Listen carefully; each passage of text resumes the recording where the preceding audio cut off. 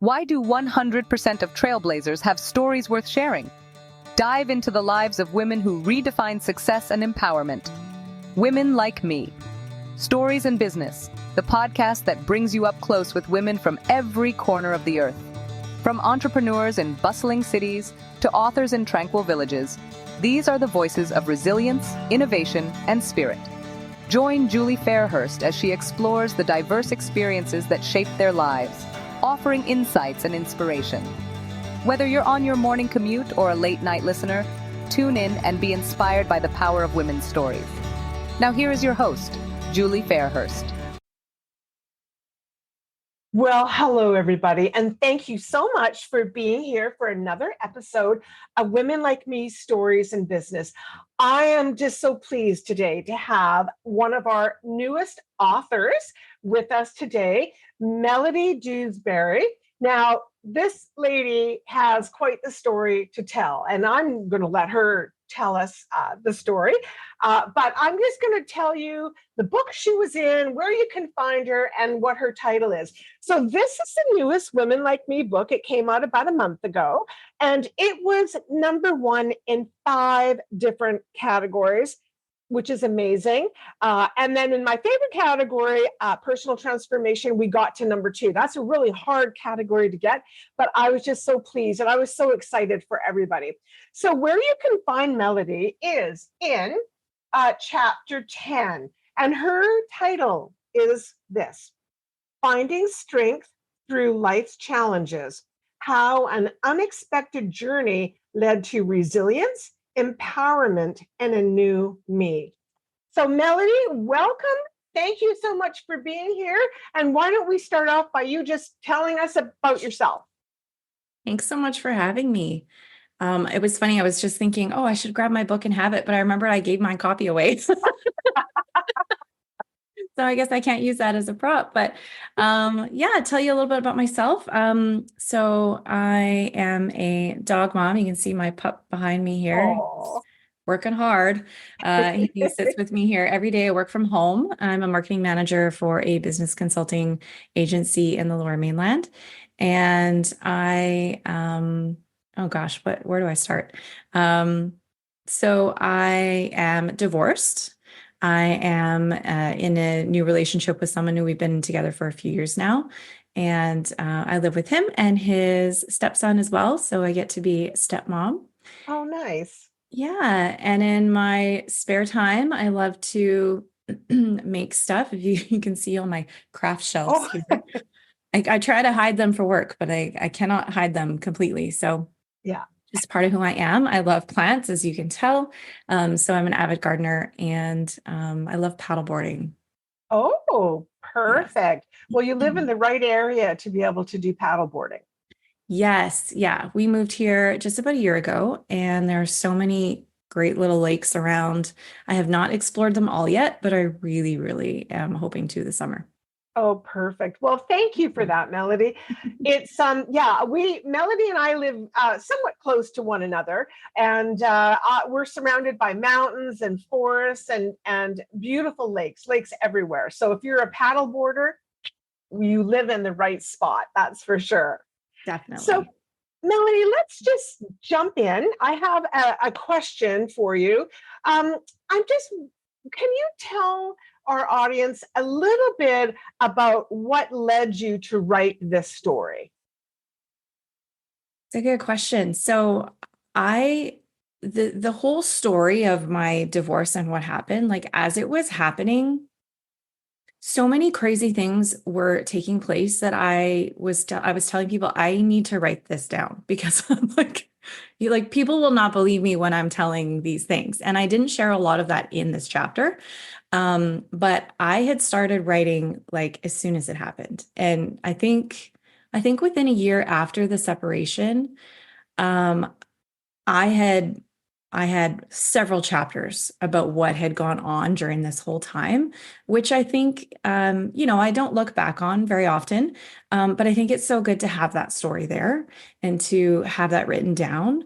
And so I had wanted to write that whole story.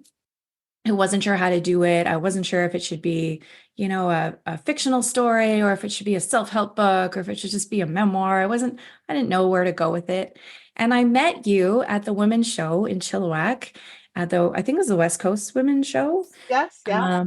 Yeah. And I just happened to, see your booth, and I was like, oh, I think it was actually the women who were from Africa that wrote stories. That was the book that caught my eye. And I Yes. wanted to know more about that. And then you and I started talking, and I was like, well, I got a story for you. And that's basically Yeah, how it started. yeah. So it was a really great first, dip your toe in the water into writing a book. And I do love to write. So it was a great experience. Good. And so when you started writing, when you were going through this, which would have been a very traumatic event leading up to your divorce, why did you start to write it? Like, what was your goal? Were you just trying to get some anger out? Were you trying to remember? Were you trying to just, like, what was the purpose? Why write it out? What was the purpose of that?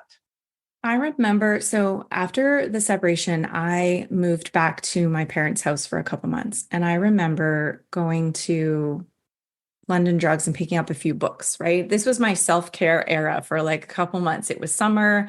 I was like, I'm just going to, live my best life. I'm going to grab all the books and sit in the backyard and read. And I grabbed one. And I think it was called A Beautiful, Terrible Thing or something like that. And it was about a woman who found out that her husband had an affair, and that he was, going back and forth and telling her one thing, and they were getting back together, and then she got pregnant and all these things. And it was it was so like enthralling. And I remember reading it in like a day and a half. And that book, I was like, oh my goodness, this woman is telling my story.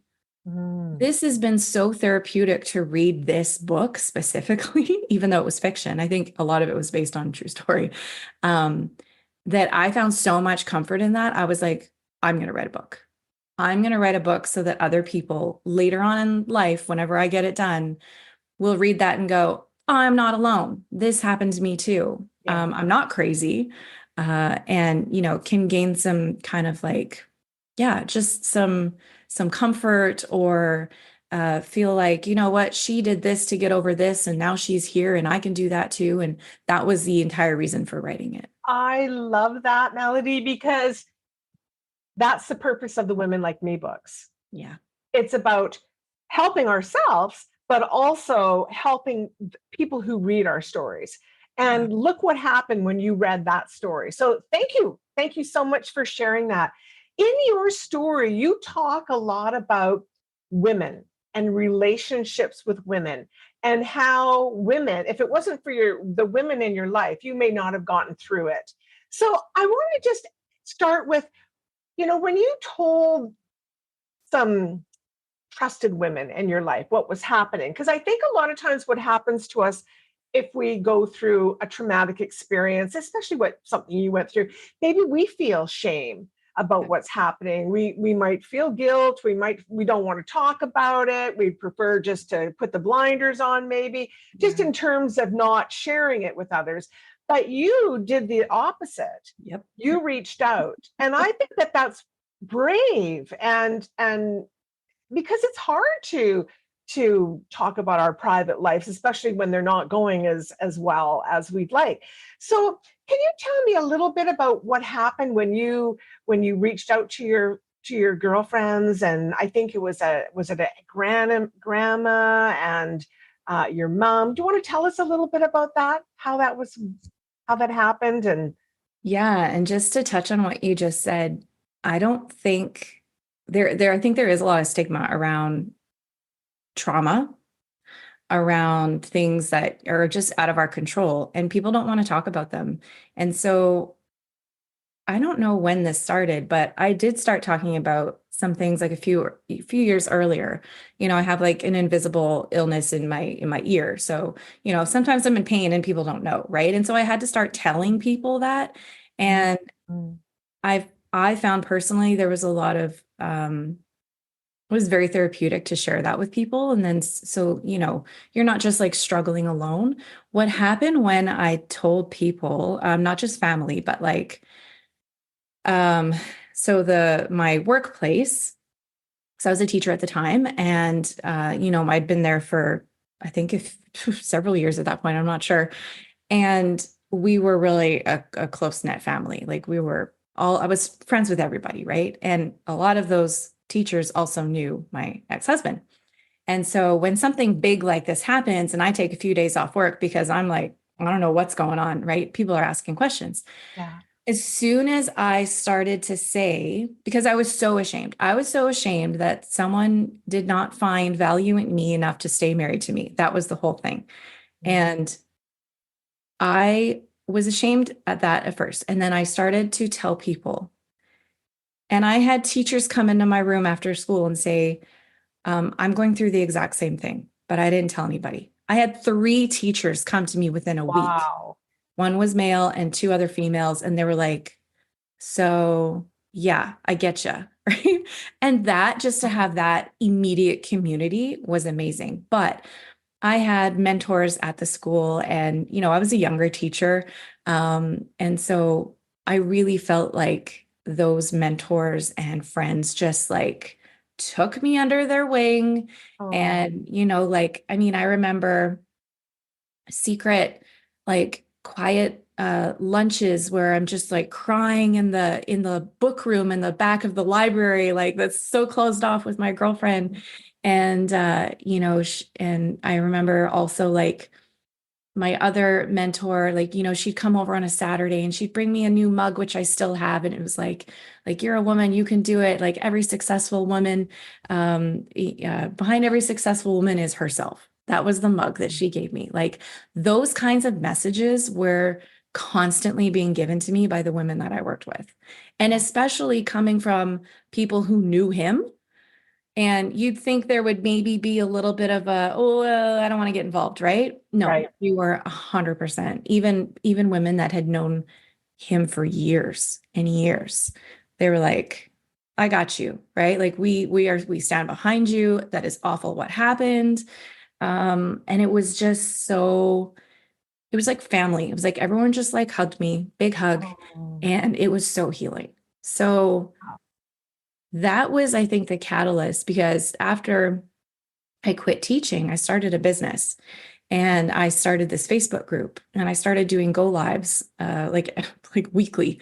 And I was sharing all over the place. I was telling everyone my story and I kept doing, I started because of that, because I told that in the school and that was so well received and people found it helpful as well. So I'm like, I'm going to do this on a larger scale. So I had a few thousand people in this group.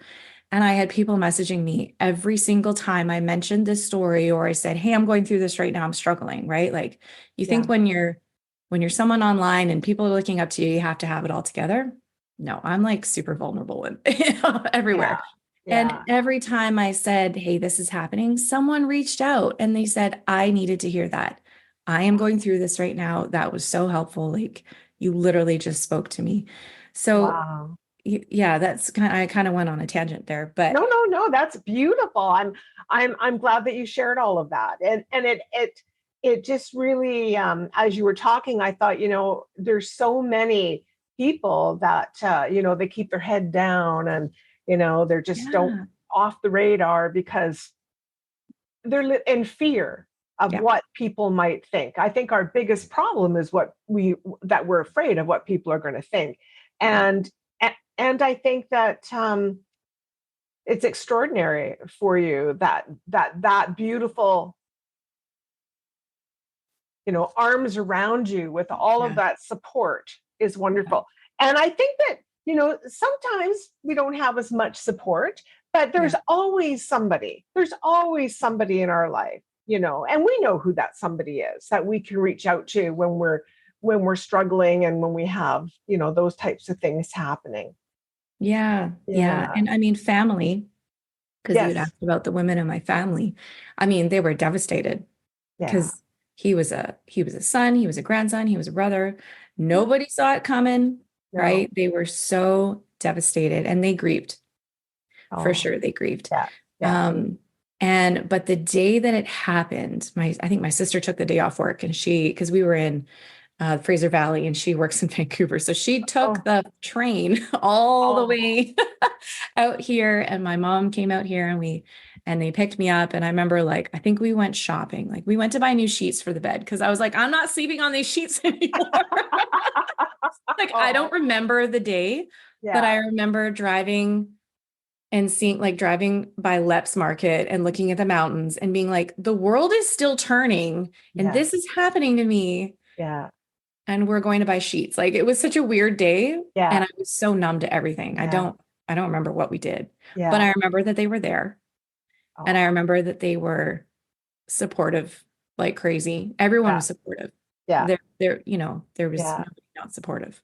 Come on, Melody, we're going to buy sheets. Yeah, yeah. And I bought the most bright coral sheets. Like, they were Oh, so ugly, but they were so like, I mean, you get what you can get in the day, right? And I was like, yeah, I don't know who's been in my bed, but I'm not sleeping on these sheets anymore. So yeah, yeah, yeah. Oh my goodness. Oh. So, yeah. so going through all of that and telling your story and sharing and the Facebook group, I had no idea that you had done that. So that's really courageous. And it's absolutely right. You're absolutely right. We don't have to be, a lot of times we think we have to be perfect. And what people want to see is non-perfect Yeah. because none of us are perfect. Yeah. So and to be vulnerable like that is just it's a blessing because Yeah. it allows other people to be vulnerable. So all that said, if somebody's going through some sort of traumatic event in their life, what kind of advice would you give them? What would you suggest that they do other than get a book and start writing? Yeah.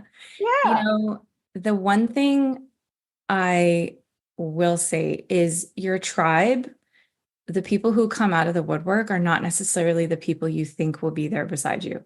I had very, very close friends at the time who just did not want any part of it. They didn't want to hear about it. They just kind of like cut off. And it's not like they were friends with him or anything. It was not, they didn't want any part of it. So I think my advice is the people who come out of the woodwork to support you, just lean into those relationships because there's something there. yeah, Like, they yeah, care about you. yeah, They are there for a reason. And you know what? Some of those people came into my life, helped me in that season. And then shortly after, we like never spoke again. yeah. And that's okay too, right? Like, Yes, but yeah, find the tribe, find the yeah, people in yeah, that moment, in that phase of your life yeah. that need to be there for you. And And it may be lots, it may be one person, I right? think what you said in the beginning about, your really good girlfriends Yeah. who just just couldn't help you. You don't Yeah. know what's going on in people's lives, No, no, right? no. And whether that's triggering for them, what Yeah. was going on with you, and so they just don't they just I can't mentally themselves they can't deal with it, and I think that needs to be said because there's a lot of times there's things that happen and people you think are going to jump to Yeah. your rescue are not the ones that are there, Not, and no. sometimes we don't know what to say, and so that blocks us. I remember Ah, years ago a friend of mine, her husband was killed at work and mm, she had two little ones. It was very, very traumatic, very sad. And so I got the phone call, I went over, and I remember I didn't want to go. yeah. Like, I knew I had to go, but I was Mm, looking for a way out. yeah. I didn't know I was, but it was my uncomfortableness. And I got into the house and I didn't know what to say. So I Yeah. sat beside her on the couch while she cried and I just held her hand. What can Yeah. I possibly say? But that's everything, right? That's everything. Yeah. Yes, I Yeah. know. But it's just, It's hard for some so people to, it's just hard. yeah, yeah, It's hard to step up when someone you love is in pain and going through yeah. whatever they're going through, and when it's triggering for that person, it can make it even worse. Yeah. And So some people are just so not good. They're like, I don't, Oh, like when when a Yeah. family member dies, right? Yes. And yeah, you think, oh, all these people are going to come to their funeral or their service, and not as many people show up. And you go, why? Well, because death is uncomfortable. Yes. Trauma and Yes. tragedy is uncomfortable for people. Yes. We don't Yes. know why. And Yeah. Yeah. it, but even if you couldn't say anything, you were there. And Yes. even if those friends didn't reach out all the time, I knew they supported me from afar. I knew they were rooting for me, right? Yes. Yeah, Yes. you just, Yeah. yeah, you never Yeah. know, right? Life is so unexpected. So, Yes. Oh, for sure. So yeah. when this all happened with you, what do you think you found in yourself that you didn't realize was there? What did it, what, because there's always good that comes out, right? In every So bad much. situation, Yeah. no matter how horrible, Yeah. we can usually always find some good. So how did you come out of that? What did you find inside of yourself that you didn't know was there? I think I knew deep down that these things were there. The independence, I've always been independent, but it was like to a new level, like to the extreme. Like I was in my new house, like rewiring stuff. Like I was like, no, no, no, I'll figure out how to do that. I can do that on my own. And so like I started woodworking, and I like was running 3 businesses at one time. And like there was just nothing that I could not do, which is that line in the book that my grandma was always singing about, right? That Annie Yes. Oakley line. Yeah. Yeah, there's nothing I can't do. And so that for sure was one. The confidence, the being able to be on my own and really enjoy my own company, maybe a little bit too much. Exactly. Yes. Yes. Because being in a relationship now, I'm like, oh, I have to tell you where I'm going. We have to talk about this. I can't just decide that. Okay. Yeah. Right. Like, Yes. for sure, those things. And the self-respect, like dating after Yeah. that, very different. Yes, of Very different. course. Of course. Yeah. Yeah. I think it's I love how you said for sure about this being alone, because I think there's so many people jump from one relationship to another because they're afraid to be alone. And Ah, also, I remember years ago, I think I took a course or something, I don't remember, but you look at your life like a pie, right? And you need to have like your relationships, your marriage, your career, your friends, your craft, yeah. your paddleboarding, like all of those things lined up. So if one of those things gets pulled out, like a relationship, Yeah. um, uh, you have those other things Yeah. that I think a lot of people live for a person in relationships. And so if you're living for a person, Yeah. when that person is gone, that's like a big, massive empty hole. And Yeah. that's really hard to fill. Yeah. So self care, making sure that we have things in our lives that are important to us, and we stay with those things. It's just so important. I was a single mom for many years, and when you said uh, being alone and being comfortable with yourself, and I love being alone. I mean, I've been remarried now 13 years, and I love my husband. I mean, I Yes. adore him, but I also love it when he's not here. Yes. I you know, love him and I love being alone. exactly, They're exactly. not, yeah, you Yeah, can have both. exactly. And he loves his time.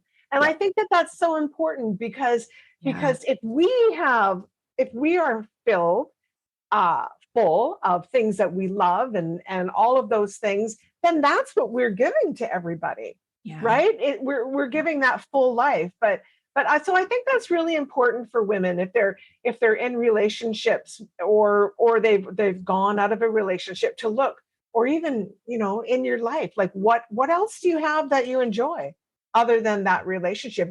Or some people, it's all about their jobs, Yeah. and what if that job goes away? Then what Yeah. happens, And what? right? So I just think I loved how you said that. Just finding those things to keep your life full. I know someone that just recently broke up with a longtime partner. and she's having a lot of anxiety about like, oh, this next step, this next phase. And I'm like so freaking excited for her. Yes. Because I'm like, you get to discover who you are again. And you're like in your mid 30s. Like you get to be a completely different person if you want. Like I am not the same person. I'm not even the same person I was 2 years ago, but like, I'm not the same person I was 7 years ago. Yes. Yes. Very, very Yeah. different person. Yeah. I'm so excited for her. I'm like, just Yeah. don't rush in anything. Like just take Yeah. your time. Like Yes. enjoy Yeah. your time. Right. Yeah. I want to tell you about my brother. So my brother, a couple of years ago, phoned me up. We don't talk often. I'm the oldest of in child in my family, so I tend to get the phone calls, not when there's oh my God, my life's falling apart. So my brother calls and he says, my girlfriend of 10 years just left me. I just got fired from my job of 24 years, and this is very sad, but and my dog died all within a week. Oh And my I God. said to him, congratulations. You hated that job. You were not happy in that relationship. And I'm sorry about so sorry about your dog. That's the worst part. Dog. That's really sad. But on the other two avenues, congratulations. Yeah. Your life is you've got a new campus, buddy. And so he's got a different job now that he's always wanted to do this. And anyway, now he's doing it. And, he's taking his time. He's not, in a full-time relationship or anything, but what else can we say? Congratulations. Your life is about to get better. It's going to get, There's two things that I like to, I'm always an optimist. It drives my boyfriend crazy because he's like a realist. He's like, no, but this is going to happen. I'm like, but this could happen. Yes. He's like, but no, it's not. And I'm like, but it could. Good. And so I'm just a forever optimist. But I'm also like, and this is hard to do when you're in the thick of it, when trauma is like hitting you right in the thick of it, is to say, what am I learning from this? What is the good coming out of this? And how can I like turn this into something positive? And you can't always do that. And not always, because some trauma is just, it's just right. There's no good that comes out of it. Right. But for something like this, for me, right? Like the affair, I learned so much. He did me a favor. I became a completely different person. I created a life that I loved. I jumped out of the airplane and built my parachute on the way down. I had no idea what I was doing with my life. And I still don't know what I'm doing with my life, but I was figuring it out on the way. And that was a blessing.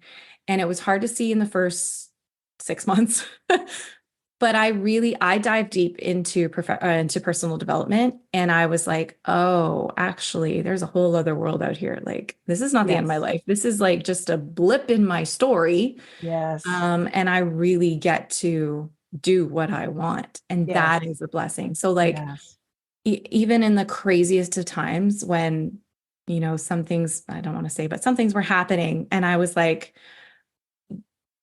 it would make you crazy. I was like, okay, what am I learning? Oh, I'm learning that I don't want this in the future. I'm learning that I will not stand for this. Yes. I'm learning that, I can actually stand up for myself here. Or I'm learning that, you know what, I can just ignore this and move on. Like there were so many things that there's just so many lessons. Wow. And I love that you said congratulations, because what else do you do? I mean, you have no other choice. There's no. That's right. That's right. You have no other choice. Years ago, I was fired, if you can believe that. I really was. I was fired from a job, and I went home and I cried all weekend long, and I was furious and ashamed and sad and all that kind of stuff. Yeah. Absolutely best thing that ever happened to me. Best thing that ever happened to me. Yeah. Like, I can't even tell you about all the good things that came because I was no longer doing something that I really wasn't happy doing. Yeah. But you don't realize it when you're in it, because we're just in it. And I love what you said is that, for people to understand, there's a whole other life out there. And I believe it's so funny because one time somebody said to me, well, you're not the same. You've changed. And I'm like, well, thank goodness, because we're not meant to be the same. We're not meant to be the same person. We're meant to change and evolve and grow and all of those kinds of things. And if you look back over your life and you go, I'm exactly the same as I was when I was and I'm talking mentally and that Yeah. kind of thing, with personal growth, then yeah, that's good. That's Yeah. good to be in the same place. We're Yeah. meant to grow and Yeah. evolve. And I love knowing that I don't know everything. Yes. Like there's so many things I don't know. I can't, Yeah. Yeah. yeah. It's just the world is just full. And I There's so much. There's so yeah, much. And that's like the biggest compliment to say that you're not the same person. yeah, Thank you.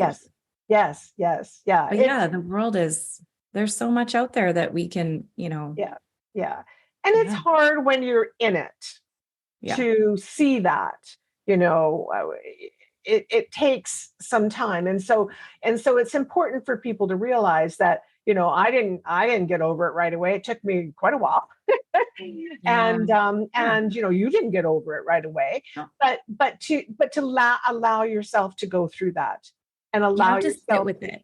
Yes, yes, Really do need to feel those emotions. If you push them away, yeah, speaking from experience, if you keep pushing them, they're not going anywhere. They're just going to bubble back up. They're trying to yes, get back up and you keep pushing them down and then they're going to explode. yeah, Like just take the time to sit and cry for a weekend, cry yeah. for a month, cry for 2 months, Yeah, yeah, whatever right? whatever it takes. Get it Yeah, all out. yeah, Yeah. yeah. And then once you start to get over the immediate shock and everything of whatever's happened, then your brain starts to clear and it's like, oh, and you start to see these little things. So Yeah. I hope that anybody who was listening today learns from your story. I hope so I too. think it's just so important. And I love how you learned from somebody else's story. Yes. Yeah. I So still thank have that book on my shelf. Oh, Like, I yeah. just think it's beautiful. That's what it's all about Yeah. is, we're in the world with other people that are, some are doing better than us, some are doing worse. And, hopefully we can be that shining light to help people to proceed in their lives as well. Yeah. Yeah. I've always said, like, if putting my story on the line, putting myself out there, if it helps just one person, then it was worth it. So Yeah, it for was. sure. So in closing, Melody, what would you like to say to our audience? What's a few words of wisdom you'd like to pass along while you got the chance? Gosh, I feel like I've given a lot in the last Yeah. half hour. I feel like there's never like one thing. I think just know your worth and always remember that, like, at the end of the day, like, you are, how do I want to say this? Like, if everything in the world was gone and it's just you, you're left with you.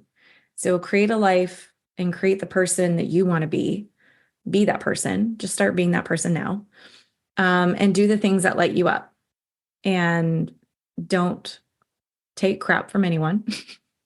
That's a hard one for me to do. Yes. But don't, don't Oh, absolutely. just do what makes you happy and be who you want to be. And if something in your life is not making you happy right now, then it's okay to go change it.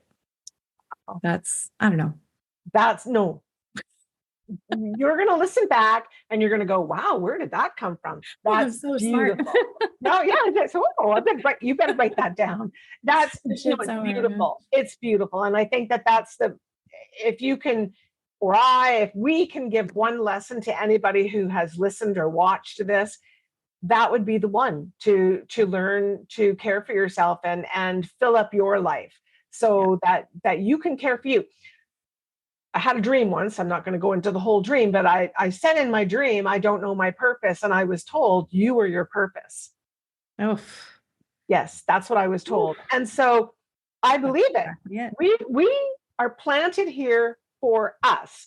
Yes, we also are here to, help others, care for our children, our spouses, and share, the world. But we are here for us. We are our own purpose. Everything else is a passion. And Yeah. so I love what you said because that's the way it goes. If you do everything that Melody just said, you're fulfilling your purpose. Yeah. So thank you. Oh, no, go ahead. Yeah. No, I was just gonna say my dad when I quit teaching, I was worried he was going to be like, what are you doing? Because my whole life he had said, go get a job, get a good job, go, be a teacher, you got summers off, retire, blah, blah, blah, blah, the whole thing. And so I was like, I'm quitting teaching. And I think it took my family a few months to kind of sit with it and go, okay. Yeah. But I think the next year he said to someone, you know what? Melody didn't like her life and she went and changed it. And I'm proud of her for that. And so, and that's kind of like my, one of the things I'm like, nope, I don't like that. I'm going to go do something different. Oh my goodness. Okay. All right. We're going to, no crying, Julie. That's beautiful. What a beautiful thing for your father to say. Yeah, it was great. Beautiful. Beautiful. Well, thank you so much, Melody, for being here. Now, if anybody wants to reach out to Melody, I will have some information about how you can do that in the details section. I'm also going to have a link to her story. So if you want to read her story in the book, you can go ahead and do that. And just I take care of yourselves, everybody. And just listen back at this again and make notes and start doing those things. Okay. Take care, everybody. Bye. Why do so many of our listeners come back? Because every story shared here sparks a light within. Your presence and time mean the world to us as we build a community brimming with inspiration and empowerment. Each episode, we dive into stories that resonate, celebrate achievements, and tackle challenges, all while fostering a supportive network. Remember, you're not just a listener, you're part of our community. Can't wait to have you back for more stories that inspire. Until next time, keep thriving and supporting one another.